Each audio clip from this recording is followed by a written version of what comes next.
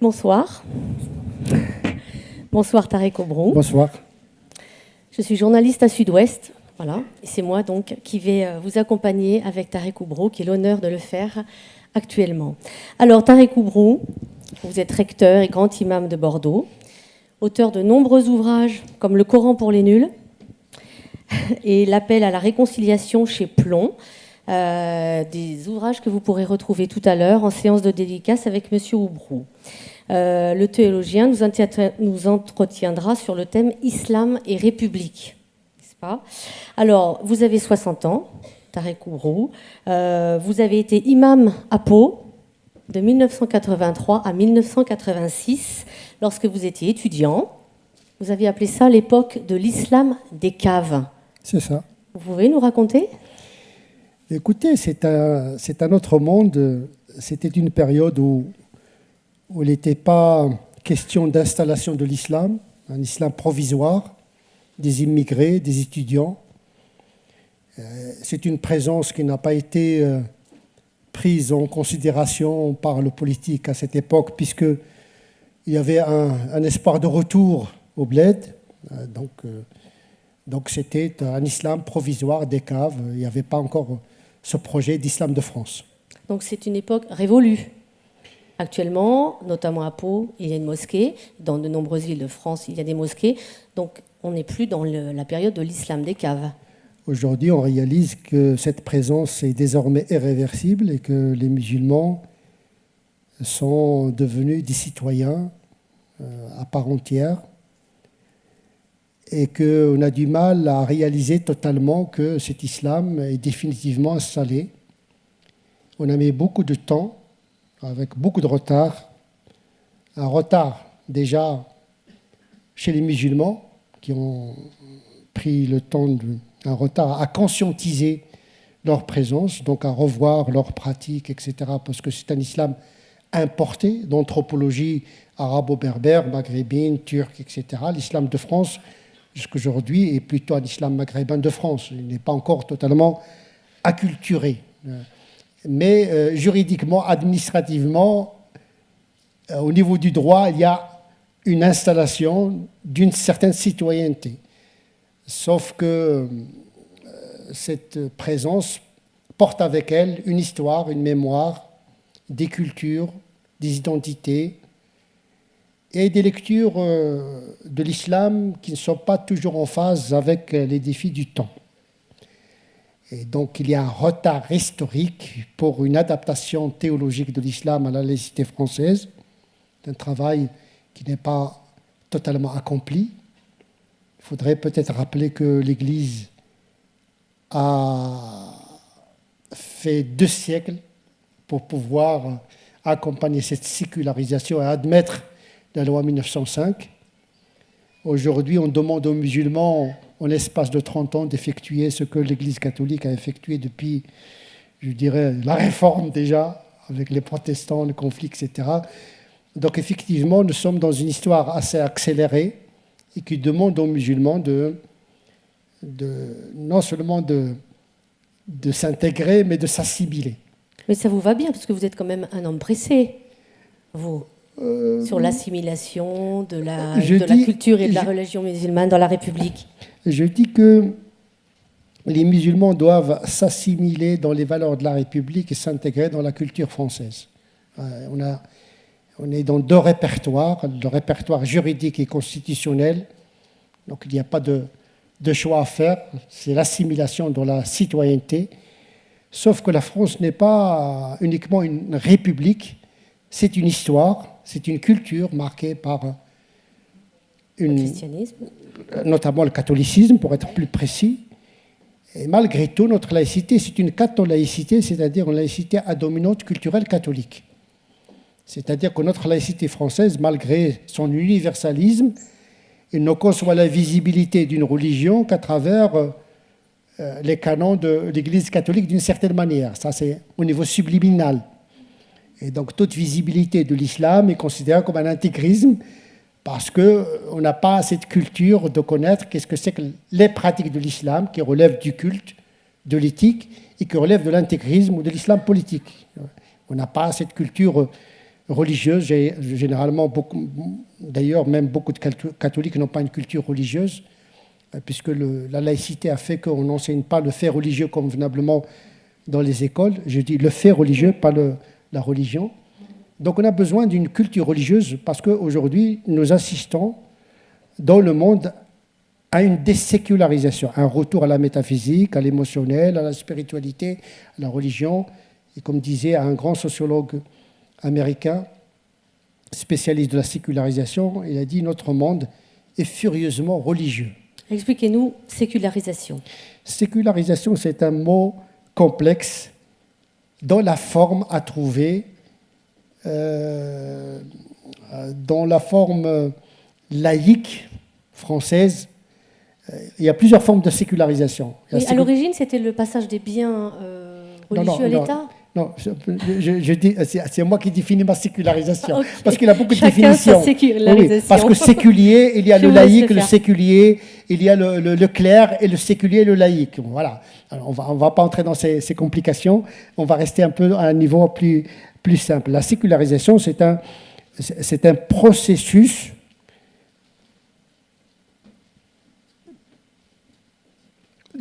presque de sortie de l'emprise de la religion. Pour certains. Moi, je considère que la sécularisation, c'est une relation complexe, dialectique, qu'entretient la raison avec la révélation, le politique avec le religieux, le temporel avec le spirituel, laquelle relation, parfois, elle est une relation d'inversion des symboles, de dérivation, ou bien de distanciation. C'est-à-dire qu'en vérité, la sécularisation inverse les symboles. Ce qui est sacré devient profane, ce qui est profane devient sacré. D'ailleurs, on ne peut pas comprendre notre République si on n'a pas compris que la République, elle a inversé presque complètement tous les symboles du catholicisme. Il les a sécularisés, il les a conservés, mais il les a sécularisés en remplaçant le prêtre par l'instituteur, la charité, par le social, etc. Donc la sécularisation, c'est un va-et-vient entre le profane et le sacré. Et parfois, le sacré devient profane. Des pratiques religieuses qui deviennent des pratiques, je dirais, sociologiques, telles que Noël, etc. Au départ, c'était sacré, mais ce n'est plus le cas. Donc la sécularisation est un processus assez complexe. La forme de la sécularisation politique en France est la laïcité française. C'est une forme de la sécularisation politique. C'est-à-dire que c'est la République qui est laïque, ce sont les institutions publiques qui sont laïques, mais pas le citoyen. Le citoyen n'est pas laïque, il est agnostique, il peut être agnostique, athée, catholique, protestant, juif, musulman, bouddhiste, etc. La laïcité n'incombe qu'aux institutions de la République. Par contre, le citoyen qui a une fonction, qui est un agent du service public, il doit garder la neutralité. Mais lui, il n'est pas laïque. Il peut être croyant ou pas croyant.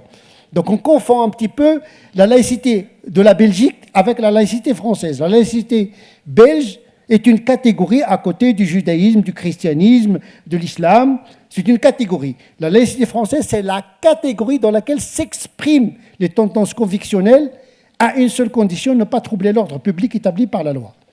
Donc, au fond, la laïcité est favorable à l'expression de la conscience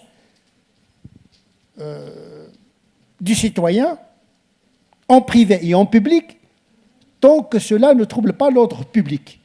Sauf que dans un pays, il n'y a pas que le droit, il y a la culture. C'est-à-dire que nous avons une laïcité des textes qui est favorable à l'expression de la religion dans l'espace public, mais nous avons une culture rétive à toute visibilité de la religion dans l'espace public. Donc il y a deux laïcités. Il y a la laïcité des textes de 1905, le droit, la liberté de conscience, la liberté privée, publique, mais nous avons une culture qui a gardé des traces de défiance à l'égard de la religion. Hier, c'était le catholicisme, et aujourd'hui, c'est le tour de l'islam. Donc l'islam, il est pris entre deux logiques. La logique d'un droit, la femme, elle peut porter le foulard, il n'y a pas de problème dans l'espace public, mais le problème, ce n'est pas au niveau du droit, c'est au niveau de la culture, parce que dans un pays, il n'y a pas que le droit. Ce qui gère les relations entre les hommes et les femmes au quotidien, ce n'est pas le droit, c'est la culture, les codes.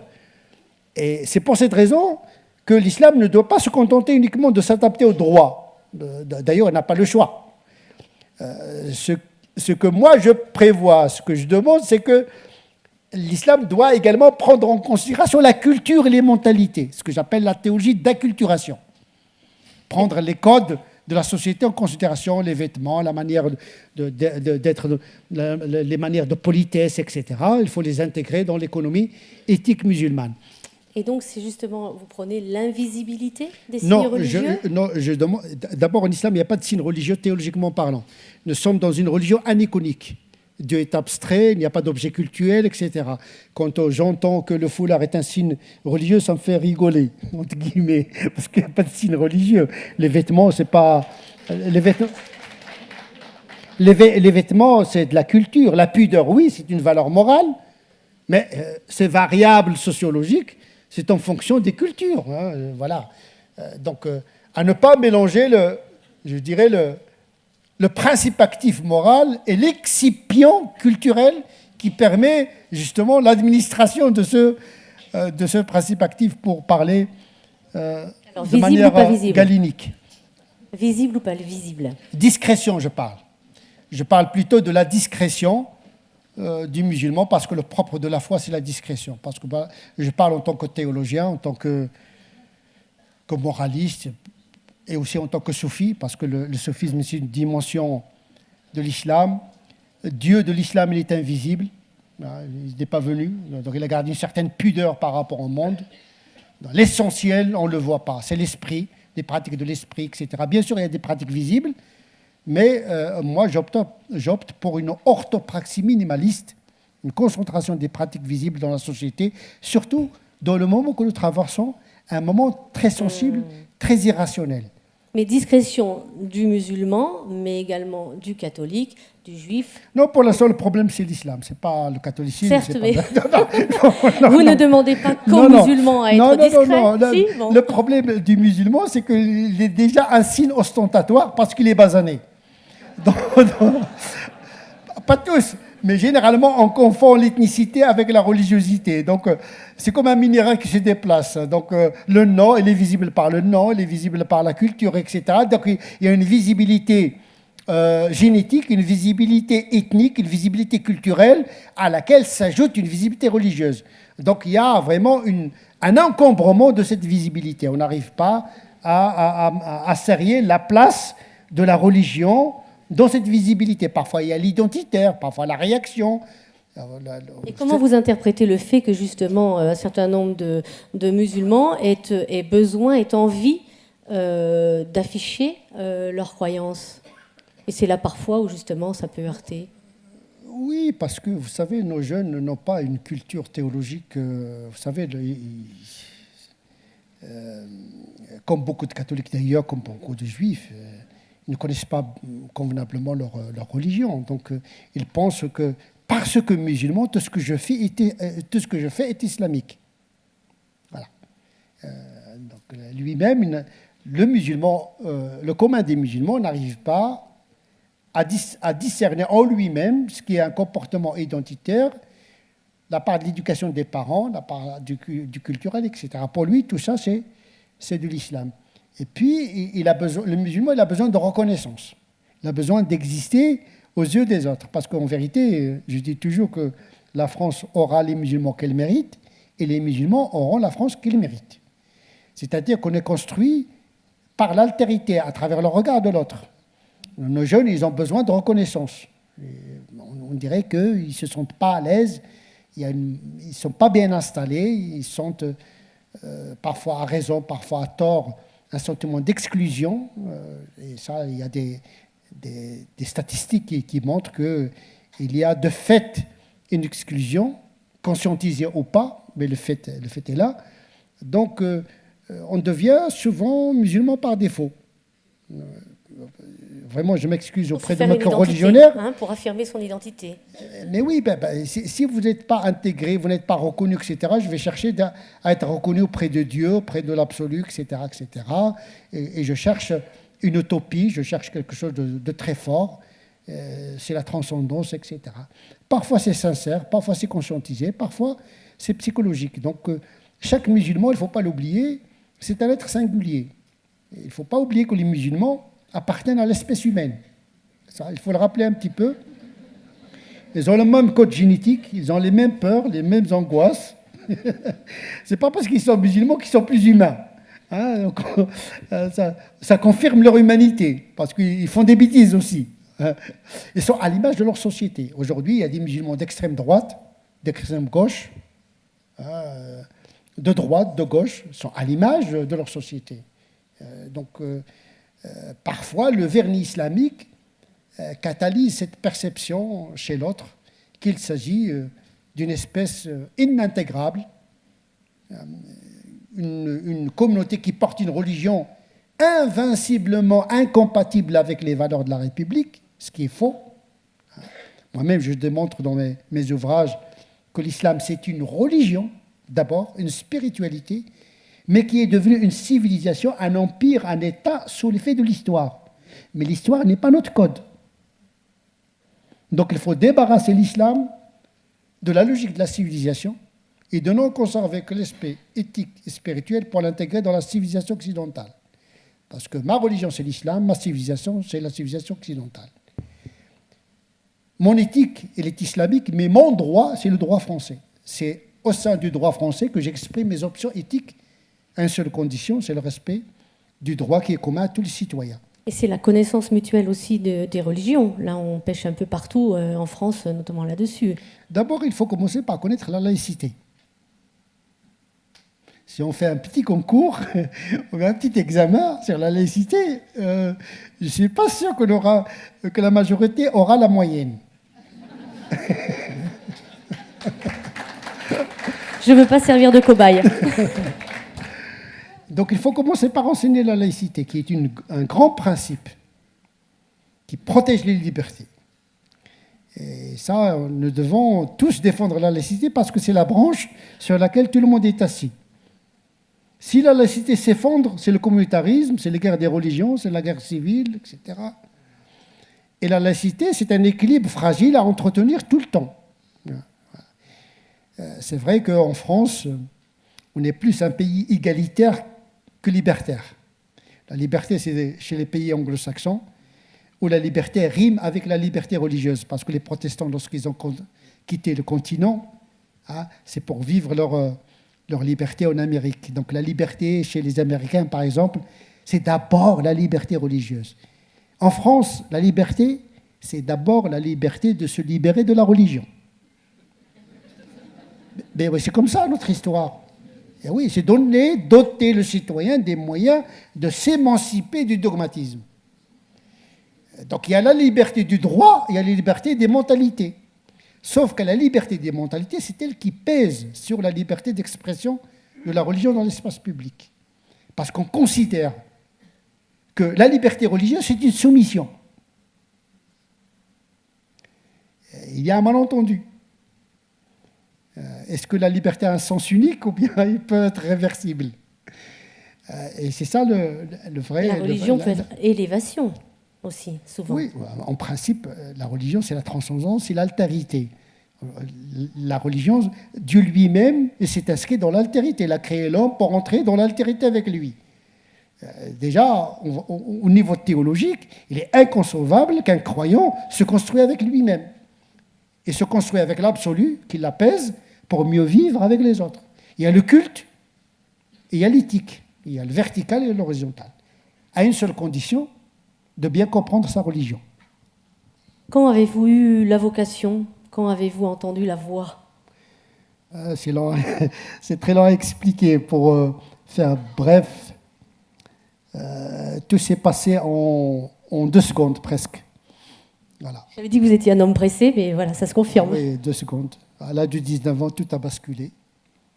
En 2 secondes, voilà. Racontez-nous, vous êtes né où? Non, 2 secondes, ça ne s'explique pas. Non, bien sûr. Ça, c'est de l'intime. Non, mais racontez-nous un petit peu aux personnes qui sont d'ici. Où êtes-vous né? Où avez-vous été élevé dans la religion, justement? Non, pas du tout. J'ai été élevé dans une famille très, très laïque, francophone au Maroc. Un père directeur d'école, ma mère institutrice de français. Donc bon, voilà, je baignais dans une culture anthropologiquement arabo-berbère, de religion musulmane, mais de culture orientale et occidentale en même temps. Donc j'avais la chance d'être dans le monde déjà, dans la mondialisation à cette époque-là. C'est pour cette raison que je n'ai pas une identité conflictuelle. Voilà. Donc, psychologiquement parlant, je suis à l'aise dans le monde parce que j'ai essayé un petit peu de réconcilier ces multiples identités. Et donc voilà, c'est à l'âge de 19 ans que j'ai découvert la foi. J'étais musulman par culture, comme tout le monde, mais à l'âge de 19 ans, c'était une conversion, pour dire les choses un peu brutales. Vous êtes allé, vous aussi, vers un islamisme plus radical qu'aujourd'hui?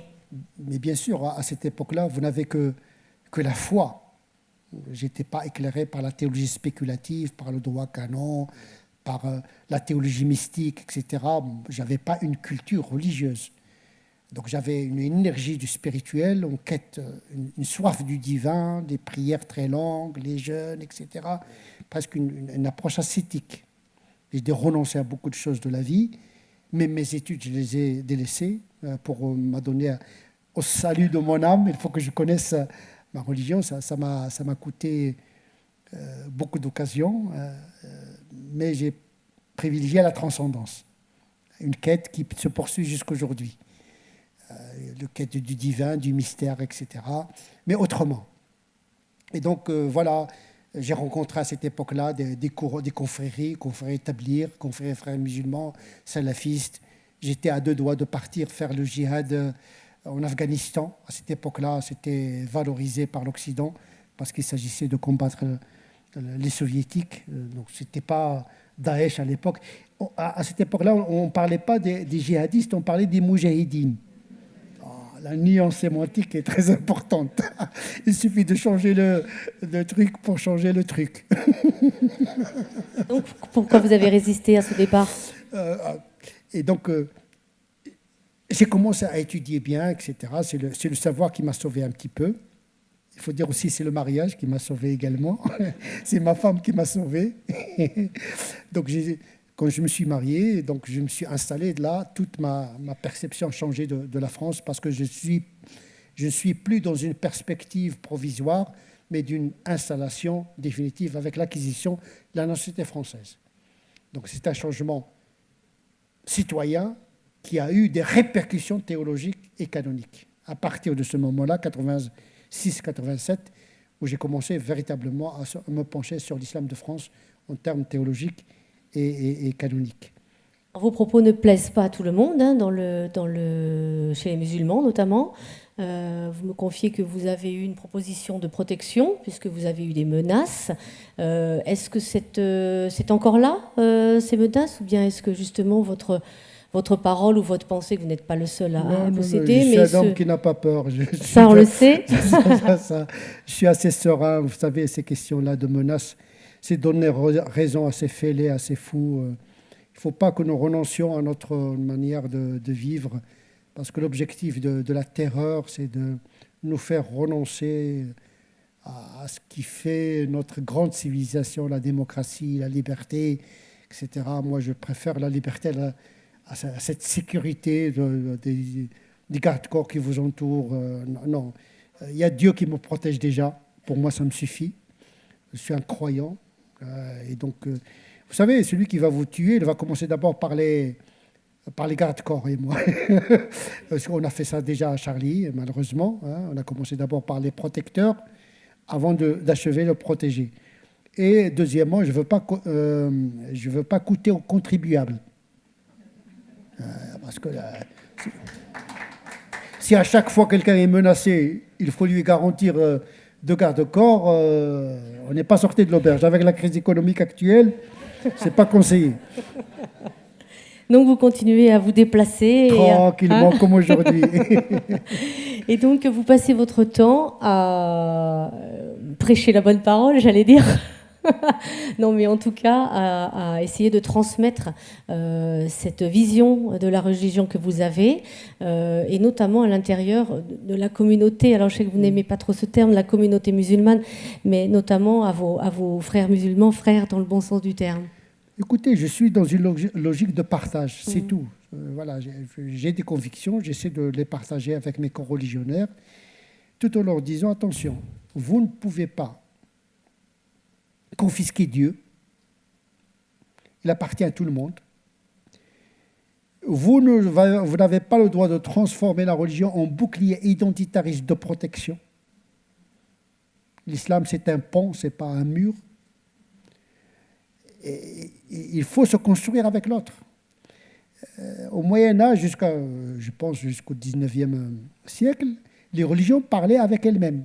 Il y avait les clôtures traditionnelles, il y avait les frontières épaisses, les gens ne bougeaient pas, ne se déplaçaient pas, il n'y avait pas l'Internet, etc.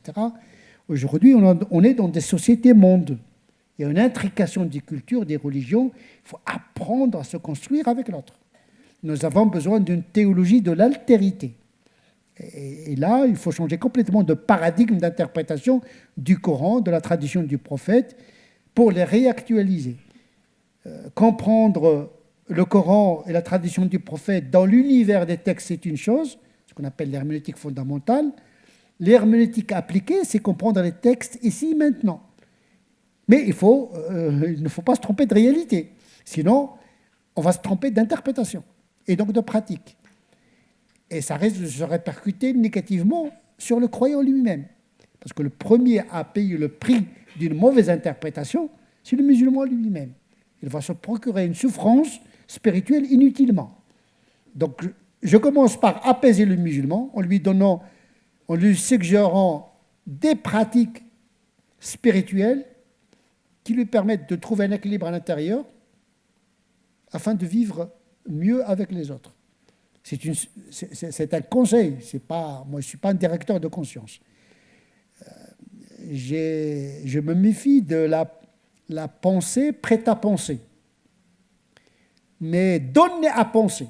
J'essaie de donner à penser à mes coreligionnaires, de poser les bonnes interrogations, de les faire sortir d'un sentiment de culpabilité à un sentiment de responsabilité. Donc il ne faut pas croire ou bien voir dans l'islam comme un comprimé qu'il suffit de l'absorber pour résoudre les problèmes. Non. Monsieur Islam n'existe pas. Il y a des musulmans qui doivent assumer leur interprétation et leur pratique. Ce qui va intéresser nos concitoyens, ce n'est pas ce que dit le Coran ni ce que dit le prophète. Ce qui va intéresser nos concitoyens, c'est comment le musulman va comprendre sa religion et comment on va la pratiquer. C'est ça. Et donc les musulmans, ils doivent assumer leur interprétation, au lieu de se cacher derrière un islam virtuel. Dieu dit, le prophète dit, mais ça c'est trop facile. C'est se cacher derrière Dieu pour ne pas assumer la responsabilité de l'interprétation. On a besoin d'un courage, des convictions, d'un courage. C'est ce que j'essaie un petit peu de véhiculer dans mon entourage. Votre livre, Le Coran pour les nuls, s'adresse aussi bien aux musulmans qu'aux non-musulmans. Qu'est-ce qu'on y apprend dedans ? Le Coran pour les nuls, écrit par un nul. Ça, c'est votre modestie qui dit ça. Non, on est quelque peu nuls parce que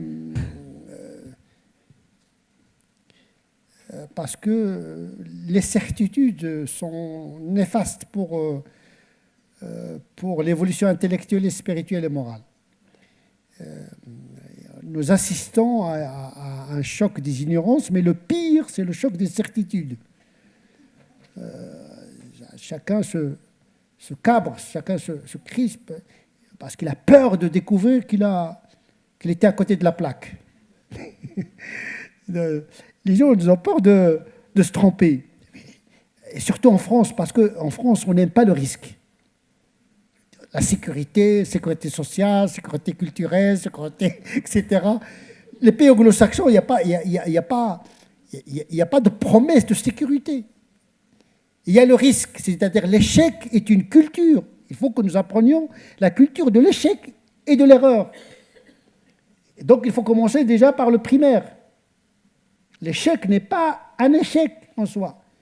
Qu'est-ce que vous faites de l'échec? C'est une question de conversion. Parce que la victoire peut se transformer en échec et l'échec en victoire. Il n'y a pas la vérité ontologique. La vérité, elle est relationnelle. Qu'est-ce qu'on fait dans notre destin?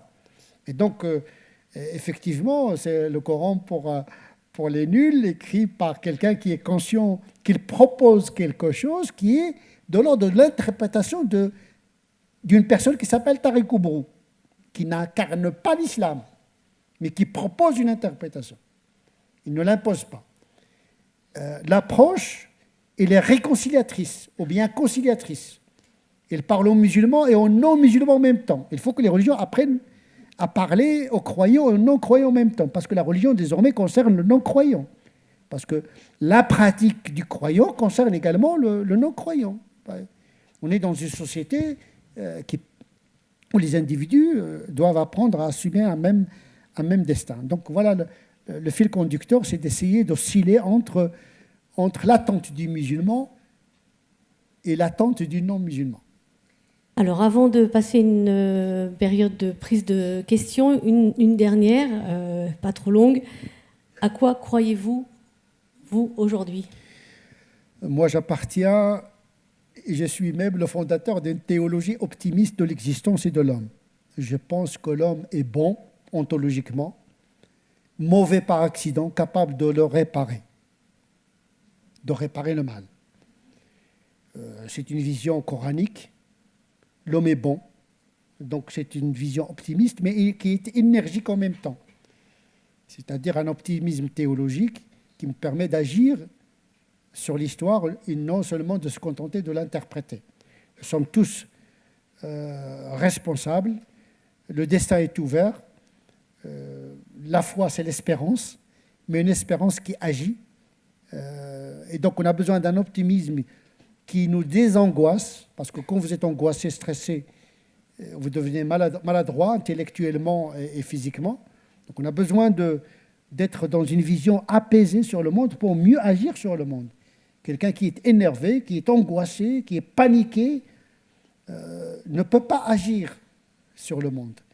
On a besoin certes d'une peur, mais une peur heuristique, comme disait Jonas, un grand philosophe allemand. Une peur qui nous instruit, qui nous est pédagogique, d'une certaine manière. Il nous pousse à agir. La peur, ce n'est pas la panique. Attention, la peur, ce n'est pas la psychose. Ici, la peur, elle est conscientisée. Et comme disait Gramsci, que certains d'entre vous connaissent, un grand révolutionnaire communiste, qui dit que le pessimisme de la raison est optimisme de la volonté.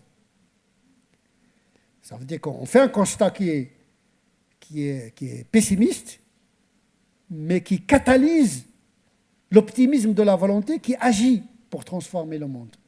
Et donc c'est un pessimisme pas négatif, mais qui ressource d'énergie qui me permet de changer le monde. Il ne faut pas baisser les bras, tant qu'il y a de la vie, tant qu'il y a de la foi aussi, il y a de l'espoir. Bien, donc fin de cette première partie.